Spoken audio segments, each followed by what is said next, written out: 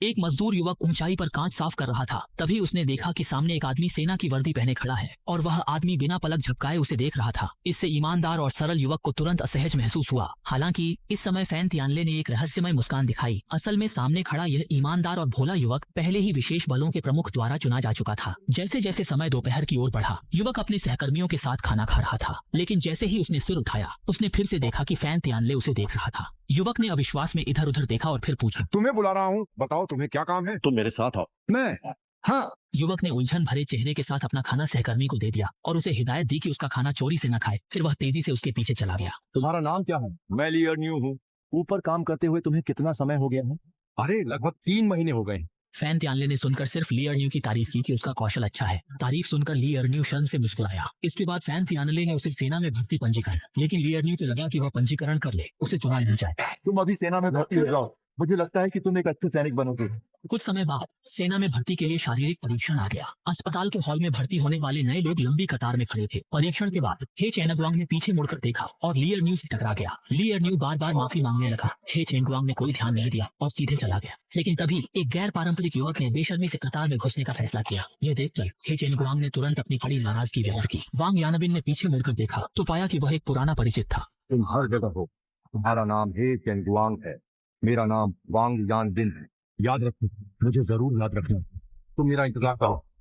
धमकी देने के बाद वांग यानबिन ने कतार में लगने का फैसला किया। बेवकूफी में ली अर्न्यू टकरा गया। गुस्से में वांग यानबिन ने तुरंत गुस्सा फोड़ दिया।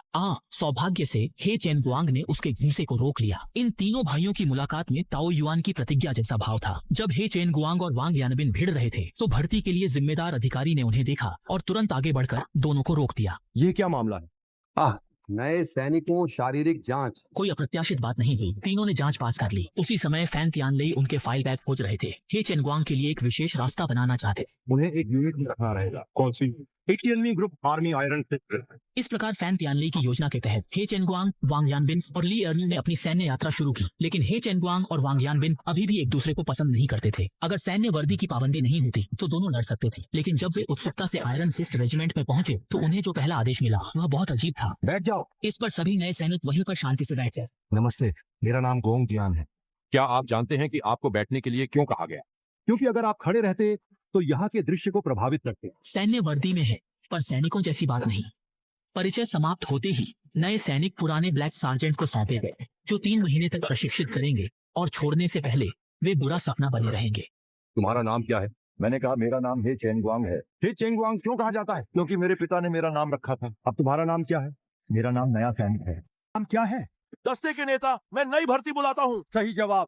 आसान लक्ष्य। कौन बोल रहा है? नए भर्ती हुए सैनिक को सैन्य अनुशासन नहीं था और उसने दस्ते के नेता के बोलते समय उसे बीच में रोक दिया। लाओ हेबान चांग ने तुरंत पूछा कि अभी किसने बात की थी, लेकिन कोई भी सामने आकर स्वीकार करने की हिम्मत नहीं कर सका। बूढ़े नेता ने नए रंगरूटों को दंडित करना चाहा। मैंने पूछा, दस्ते के नेता आप क्यों बात कर रहे हैं? मॉनिटर मैं गलत था। पीठ पीछे दोष लेने वाले एयर न्यू के लिए लाओ हेबान चांग ने तुरंत उसे नहीं टोका, बल्कि उसे वहीं पर 100 पुशअप्स करने की सजा दी। सरल स्वभाव के एयर न्यू ने बिना किसी शिकायत के सीधे सजा स्वीकार कर ली। इसी समय अपराध बोध से ग्रस्त वांग यानबिन ने आखिरकार हिम्मत जुटाकर सामने आ गए। मॉनिटर ने जो कहा वही मैंने भी कहा। मॉनिटर, तो तुमने अभी क्यों नहीं स्वीकार किया?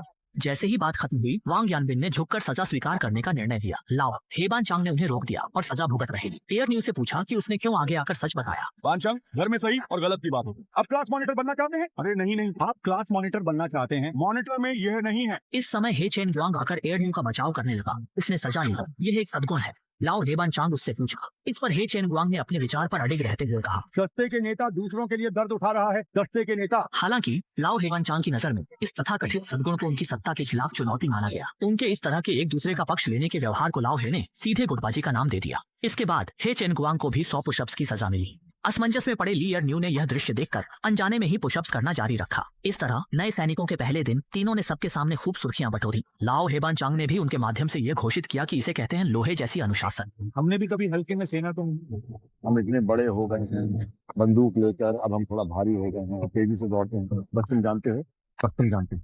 लाओ हेबान चांग प्रशिक्षण हमेशा वास्तविक युद्ध से प्रेरित होता है। अधिक पसीना बहाओ, युद्ध के समय कम खून बहाओ। आलस करोगे तो युद्ध में धीमे दौड़ोगे और मरोगे। लक्ष्य वह पहाड़ी, चलो निकलो। लाओ हेबान चांग के आदेश के साथ सैनिकों ने जोश से भरी हुई एक धावा बोला। हे चेनगुआंग ने बचपन से ही मजबूत शारीरिक क्षमता विकसित की थी। स्वाभाविक रूप से वह दूसरों से काफी आगे था। वहीं एयर न्यू, जो शारीरिक रूप से मोटा था, शुरुआत से ही हमेशा आखिरी स्थान पर रहा। एयर न्यू की धीमी गति से चलने की वजह से वान चंग जल्दी ही असंतुष्ट हो गया। जल्दी जल्दी जल्दी। हे चेनगुआंग और वांग यानाबिन एक दूसरे से मुकाबला करते थे। धावा बोलते समय भी वे एक दूसरे को चुनौती देते थे। दोनों ही पहले स्थान के लिए संघर्ष करते थे और टीम को पीछे छोड़ना चाहते थे। दोनों बराबर थे। देखा है या नहीं, भर्ती के पहले दिन से ही मुकाबला कर रहे हो, पहले स्थान के लिए लड़ना चाहते हो। फिर सार्जेंट ने दोनों को बताया कि व्यक्ति चाहे कितना भी मजबूत हो, वह अकेला होता है, लेकिन कंपनी की ताकत असली होती है। इसलिए सार्जेंट ने कड़ा सबक सिखाने के लिए आदेश दिया कि वे अंतिम स्थान के एयर न्यू की देखभाल करें।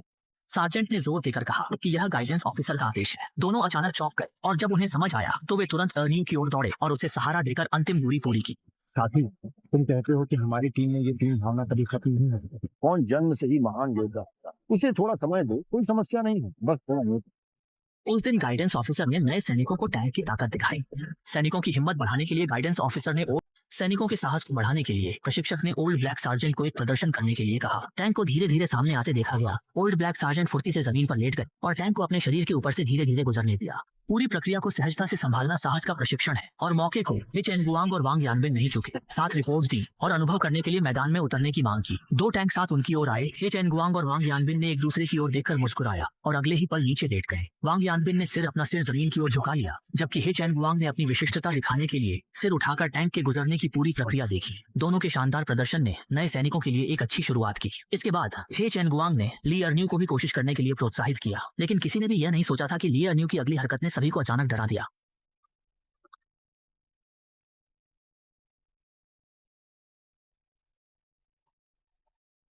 इस नाजुक क्षण में हे चेनगुआंग ने समय पर हस्तक्षेप किया, जिससे ली अर्न्यू बिना किसी नुकसान के इस संकट से बच गए। लेकिन इस समय ली अर्न्यू इतना भयभीत हो गया कि अंततः वह टूट गया।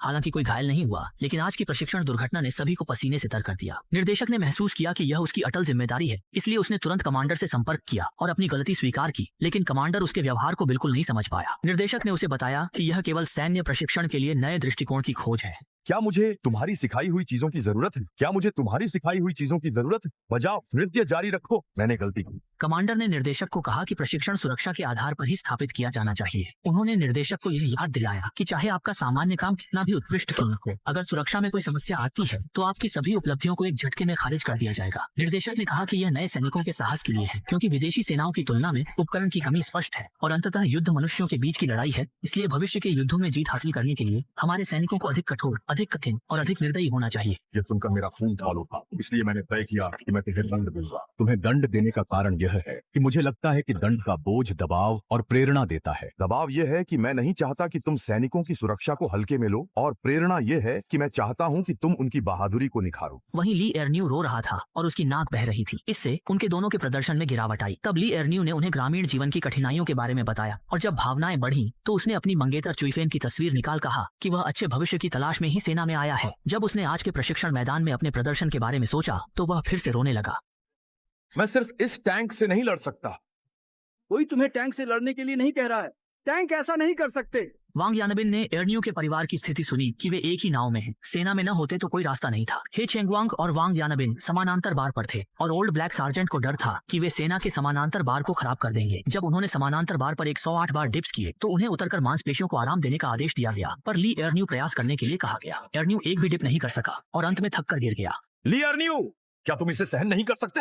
ये क्या चीज है? ये तुम्हें और तुम्हारे साथी को सौंपा गया है। 3 बार के भीतर मानक पूरा करना होगा। आगे बढ़ो। इसलिए इस प्रकार 2 लोगों की मदद से एर्न्यू मुश्किल से डबल बार पर लटका और कठिनाई से खुद को संभाला। ली एर्न्यू की कमजोरी को देखते हुए लाओ हे वास्तव में चिंतित था कि हे चेंगवांग और वांग यानबिन के परिणाम प्रभावित होंगे, लेकिन प्रशिक्षक को ली एर्न्यू की क्षमता पर पूरा विश्वास था और वह हे चेंगवांग और वांग यानबिन की ताकत को भी अच्छी तरह से जानता था। इसलिए आने वाले प्रशिक्षण में चाहे कोई भी परियोजना हो, ली एर्न्यू को दोनों की मदद मिलती रही। भाइयों को पीछे न खींचने के लिए उसने अपनी सीमाओं को बार बार चुनौती देने के लिए अपनी जान लगा दी। उस सुबह जब जगाने वाली सीटी बची तब सबने देखा कि डॉर्मेट्री में एर्न्यू नहीं था। स्थिति को गंभीर मानते हुए सभी लोग तेजी से एर्न्यू की खोज में दौड़े और अंत में देखा कि वह इस समय 2 बैग लेकर प्रशिक्षण मैदान में भार के साथ दौड़ का अभ्यास कर रहा था। उसकी इस भावना ने वहां मौजूद हर व्यक्ति को प्रभावित किया और इसके बाद किसी ने भी उसका मजाक नहीं उड़ाया। और हे चेंगवांग और वांग यानबिन ने एर्न्यू की मदद करने के लिए, टैंक के प्रति उसके डर को पूरी तरह से दूर करने के लिए दोनों ने जोकर का रूप धारण किया और एर्न्यू की प्रेमिका की तस्वीर सिर पर रखकर उसे प्रेरित किया।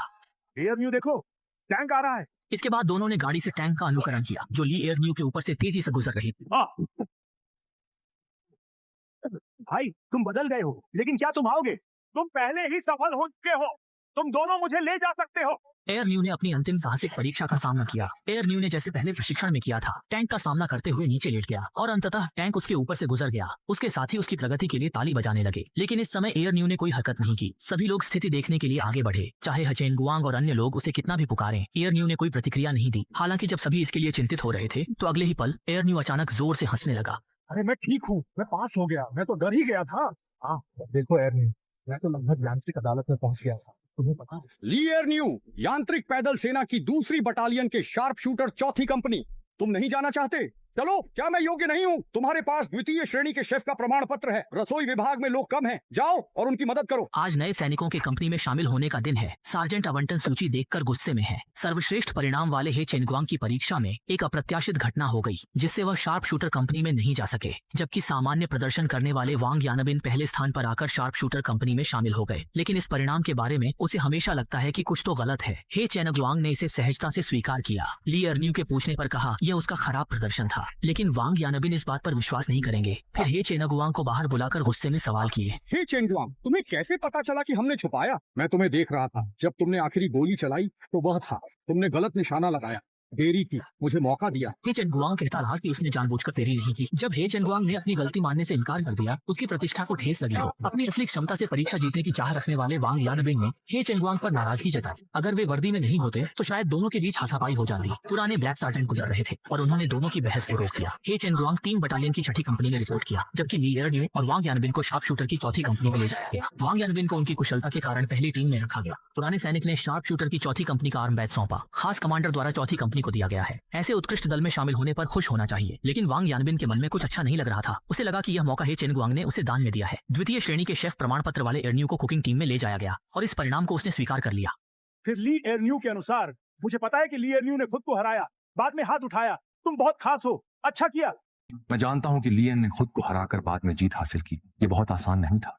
हाँ, तुम बहुत अच्छे हो। धन्यवाद दल नेता। दूसरी ओर वांग यानबिन घुटन में थे। वह 4 कंपनी में दिन बिताने खुद को धोखा नहीं देना चाहते थे। अब वह सच्चाई जानना चाहते थे, इसलिए आवेगवश उन्होंने नए सैनिकों की बैरक में जाकर सील किए गोदाम के दरवाजे को एक लात मारकर खोल दिया। तेजी से हे चेनगुआंग के निशाने के कागज को खोजने लगे। इसके बाद उन्होंने उसे निकालकर गौर से देखा और सामने के एक एक गोली के छेद को छूकर उन्हें पीछे की सच्चाई का पता चला। वास्तव में हे चेनगुआंग ने निशाना नहीं चूका था। आखिरी गोली सीधे पहले वाली गोली के छेद से होकर गुजरी थी, इसलिए सभी को केवल 90 अंक का भ्रम हुआ। मेरे भगवान, एक गोली का छेद, 2 गोलियां।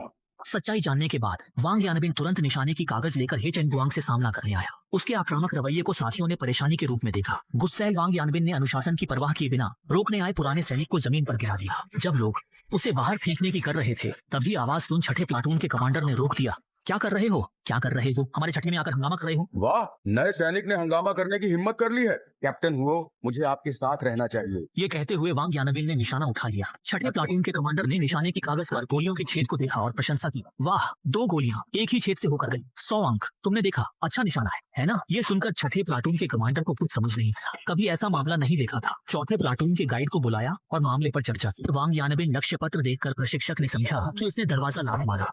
वांग यांग ने पूछा, क्यों हे चेनगुआंग ने केवल 90 अंक बनाए? सच्चाई स्पष्ट है, वह सजा स्वीकारेगा। क्या तुम्हें पता है कि तुम्हें इसके क्या परिणाम भुगतने होंगे? तुमने कागज क्यों दिए? इतना आसान नहीं। दंडित किया गया, एकांत कारावास डाल दिया है। अलग व्यक्तित्व है। कंपनी नेता मुश्किल में पड़ गए, लेकिन दोनों के मन में अपनी अपनी योजनाएं चल रही थी। हे चेनगुआंग ने आगे अपनी गलती स्वीकार की और कहा सच नहीं कहा था। मैंने सच नहीं कहा। सच क्यों नहीं कहा? तुम उसे मौका देना चाहते हो। ऐसा नहीं है। अगर ऐसा नहीं है तो कैसा है? जल्दी बताओ।